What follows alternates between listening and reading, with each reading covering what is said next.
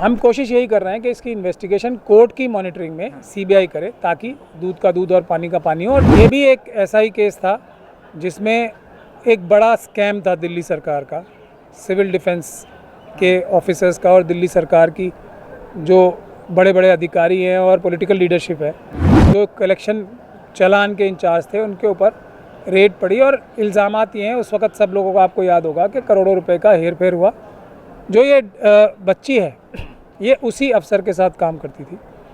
तो 26 तारीख को जब ये अपने ऑफिस गई तो उसके बाद से ये वापस नहीं आई। लड़के ने जो एक्यूज़ड है इसमें, उसने बताया कि मैंने उसकी हत्या करके उसे सूरज कुंड में फेंक दिया। तो दिल्ली पुलिस एफआईआर दर्ज नहीं करती, बल्कि सूरज कुंड पुलिस को बताती है कि ऐसे ऐसे आया, और इसको अरेस्ट करके तिहाड़ जेल में डाल देती है। जो यहाँ की पुलिस है उससे बहुत बार स्टेटस रिपोर्ट्स मांगी है, बार बार पॉइंटेड सवाल पूछ के, जो हमने बताए हैं अभी आपको, लेकिन यहाँ की पुलिस भी कोई जवाब सीधा नहीं दे रही है, बल्कि मुलजिमों को बचाने का काम कर रही है और इस केस को रफा दफा करने की कोशिश कर रही है।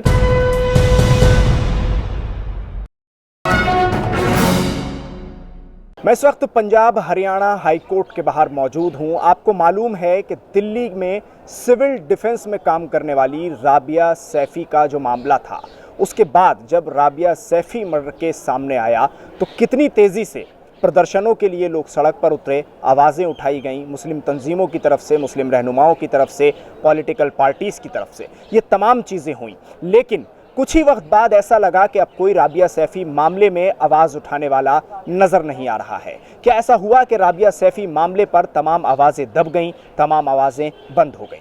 लेकिन आज हमारे साथ सुप्रीम कोर्ट के वकील महमूद पराचा और राबिया सैफी के पिता खुद मौजूद हैं, जो कि यहाँ पंजाब और हरियाणा हाई कोर्ट पहुँचे हैं। यहाँ क्यों आए हैं, क्या मकसद है और ये पूरा केस यहाँ से किस तरह से जुड़ रहा है, और अब राबिया सैफी केस में कानूनी चाराजोई किस तरह से की जा रही है, क्या क्या मांग है और केस में क्या कुछ हो रहा है, पूरी डिटेल खुद सुप्रीम कोर्ट के वकील महमूद पराचा इस मामले में हमें देने वाले हैं।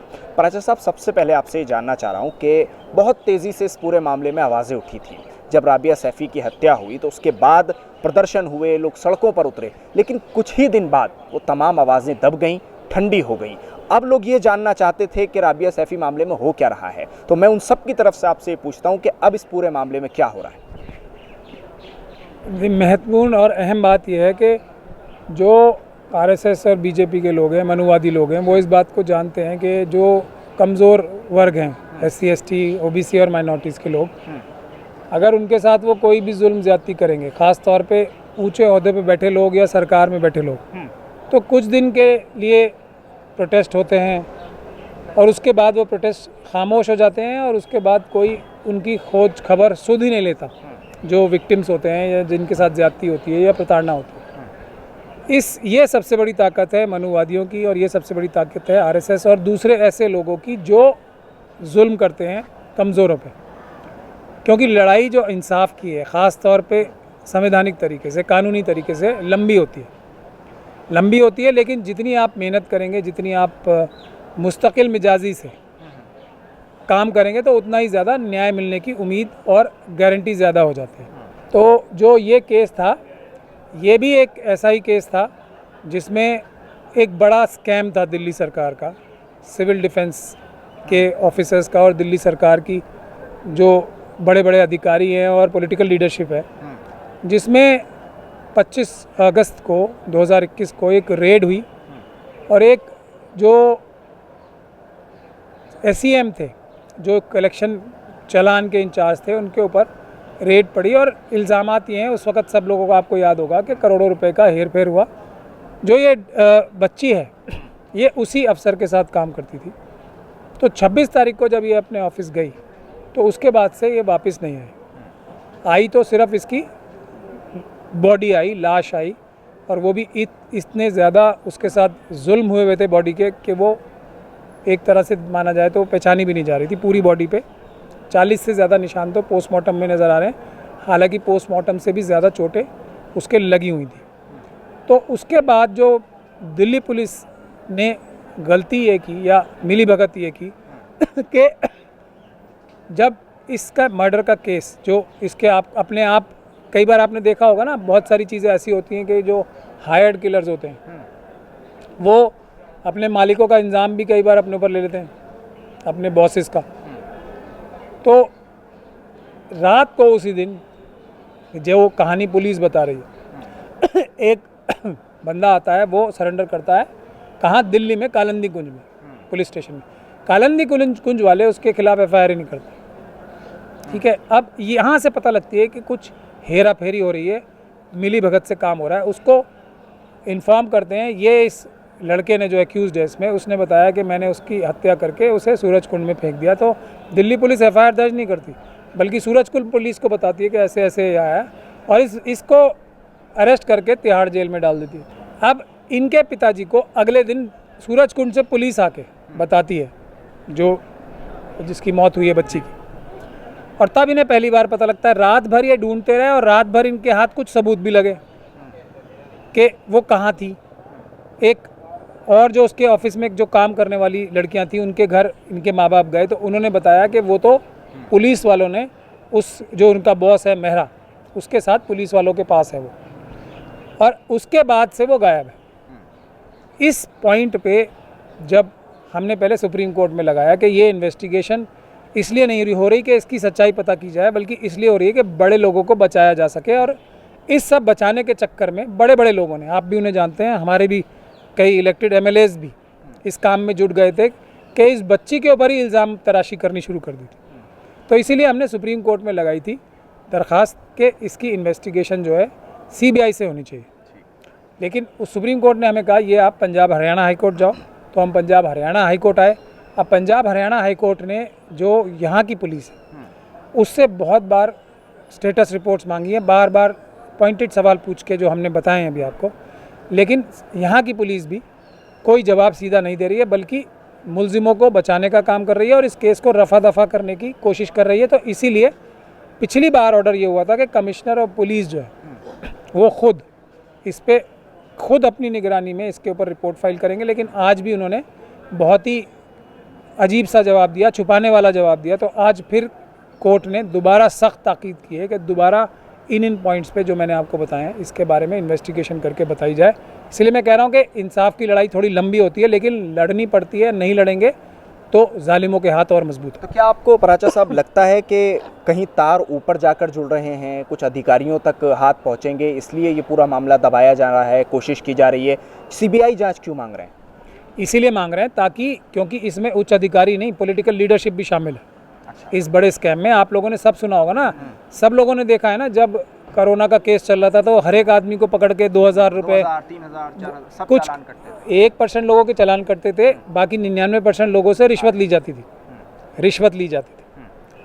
चालान ना काटने के बेसिस पे। तो वो सैकड़ों हज़ारों करोड़ का जो एक स्कैम था, उसको छुपाने और दबाने के लिए कहीं ये बच्ची उसकी एक अहम सबूत या कड़ी ना बन जाए उस बड़े स्कैम की। इसीलिए हमारा शक यही है इस पर, और उसके सबूत भी नज़र आ रहे हैं। और सबूत इससे नज़र आ रहे हैं कि पुलिस का काम होता है सही ढंग से इन्वेस्टिगेशन करना। जो सबूत हैं उसी की इन्वेस्टिगेशन नहीं की जा रही, तो ऑब्वियसली पुलिस किसी बड़े आदमी को या बड़े आदमियों को या अथॉरिटीज़ को बचाने की कोशिश। यहाँ से क्या उम्मीद नज़र आ रही है पराचा साहब पंजाब हरियाणा हाई कोर्ट से अभी आपको फिलहाल? हम कोशिश यही कर रहे हैं कि इसकी इन्वेस्टिगेशन कोर्ट की मॉनिटरिंग में सीबीआई करे, ताकि दूध का दूध और पानी का पानी हो, और जो सभी लोग इसके पीछे हैं, इस ख़तरनाक और इतने वहशियाना कत्ल के पीछे, उन सब की वो सब जेल के पीछे जाए। ठीक, हमारे साथ लड़की के पिता इस वक्त खुद मौजूद हैं। आपको क्या लगता है इस पूरे मामले में, क्योंकि आपने अभी हमसे बताया भी कि कुछ सबूत भी आपके हाथ पूरे मामले को लेकर लगे थे, लेकिन आपको इत्तला बाद में मिली, अभी क्या लग रहा है आपको इस पूरे मामले को देखते हुए?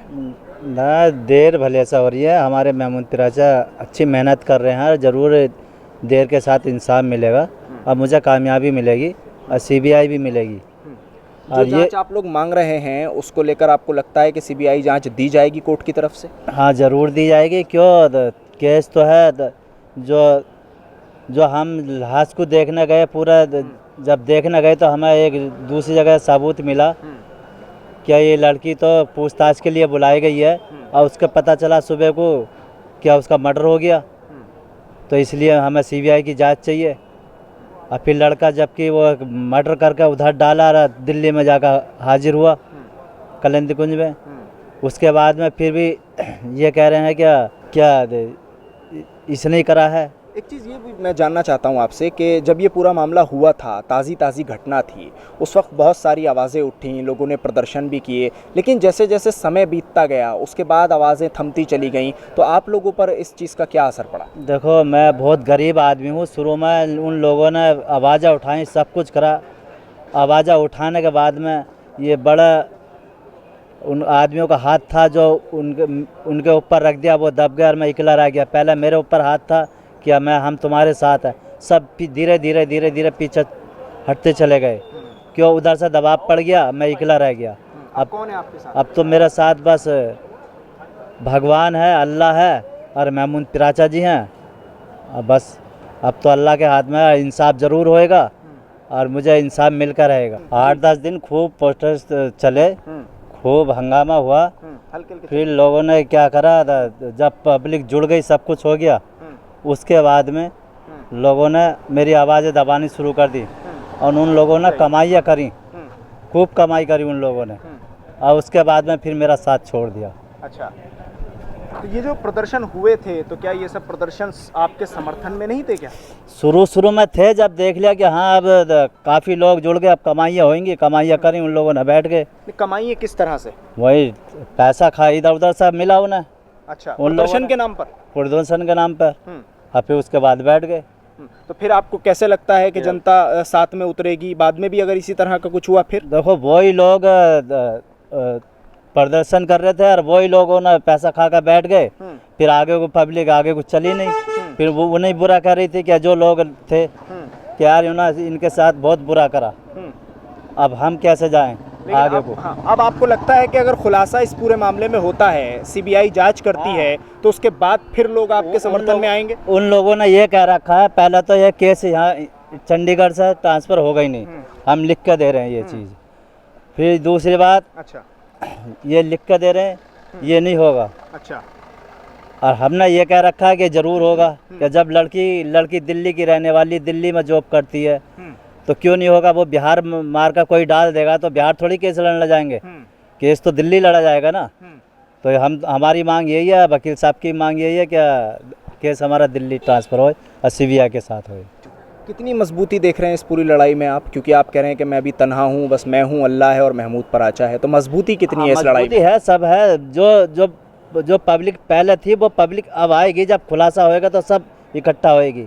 अच्छा, वो सब इकट्ठा होएगी। अभी तो वो इधर उधर दबाव डाल रही है। मजबूती इसलिए है कि आज मुझे बुखार है, आप खुद देख सकते हैं, चेक कर सकते हैं, लेकिन फिर भी ये अहम केस के लिए हम लोग चंडीगढ़ आए और ये भी आए हैं अपनी कितनी, हर बार ये खुद आते हैं, तो मजबूती से लड़ना पड़ता है। इनका कहना है कि जब ये केस का खुलासा होगा तो एक बार फिर से ये चाहते हैं कि वो जनता जो इनकी बेटी के लिए उस वक्त आवाज़ उठा रही थी, वही जनता एक बार फिर से सड़क पर नज़र आएगी, ये इनकी उम्मीद है। मेरी तो गुजारिश ये है हमारे सभी नेताओं से, कायदों से, कायद मिल्लत और कायदे जितने सारे हमारे कायद हैं, कि इंसाफ इनको मिलने की चांस ज़्यादा तब होंगे जब आप एक केस को पकड़ें तो उसका प्रोटेस्ट तब तक बंद ना हो जब तक इंसाफ ना मिल जाए। यानी ये हुआ है कि एक केस ख़त्म नहीं हुआ, दूसरे के लिए शुरू हो गया। दूसरे के लिए और उसके बाद तीसरे के लिए, और पहले दूसरे का कहाँ कोई पता ही नहीं है लेना। तो मेरी गुजारिश तो यही है, अगर आप लोग सिंसियर हैं, किसी भी इशू को, एक इशू को जो भी उठाए उसको उसके अंजाम तक पहुंचाने की जिम्मेदारी लें, नहीं तो किसी इशू पे बोलने की मेरे ख्याल से कोई ख़ास फ़ायदा होता नहीं है। तो मैं तो यही गुजारिश करूंगा कि प्रोटेस्ट जो इस बच्ची के साथ हुआ है, इतना भयानक, इतना घिनौना काम हुआ है, तो जिस तरीके से निर्भया के लिए प्रोटेस्ट चलते रहे ना, साल भर तक, 2 साल तक, 3 साल तक, जब तक उसको उसकी सज़ा नहीं मिल गई वहाँ उनके लोग, तो उसी तरीके से मैं ये गुजारिश करूँगा कि ये भी प्रोटेस्ट रोज़ चलने चाहिए, मुसलसल निरंतर चलने चाहिए जब तक कि इंसाफ ना हो जाए। ठीक, शुक्रिया बातचीत करने के लिए। तो पंजाब हरियाणा हाई कोर्ट के बाहर इस वक्त राबिया के पिता और उनके वकील महमूद पराचा हमारे साथ बातचीत कर रहे थे। उन्होंने साफ तौर पर कहा है, पिता का कहना है कि इंसाफ की लड़ाई मजबूती से लड़ी जा रही है, ऊपर अल्लाह है तो नीचे महमूद पराचा उनके साथ हैं, इस लड़ाई को मजबूती से लड़ा जाएगा। और साथ ही साथ ये भी उम्मीद जताई जा रही है कि एक बार फिर से जब केस का खुलासा होगा, सीबीआई इस पूरे मामले में जाँच करेगी और जो नई कड़ियाँ हैं वो खुलकर सामने आएंगी, तो एक बार फिर से देश की जो जनता है, जो राबिया सैफी के लिए शुरू में आवाज़ उठा रही थी, वो एक बार फिर से सड़क पर उतरेगी और इस पूरे मामले को मजबूती से लेकर आगे बढ़ा जाएगा।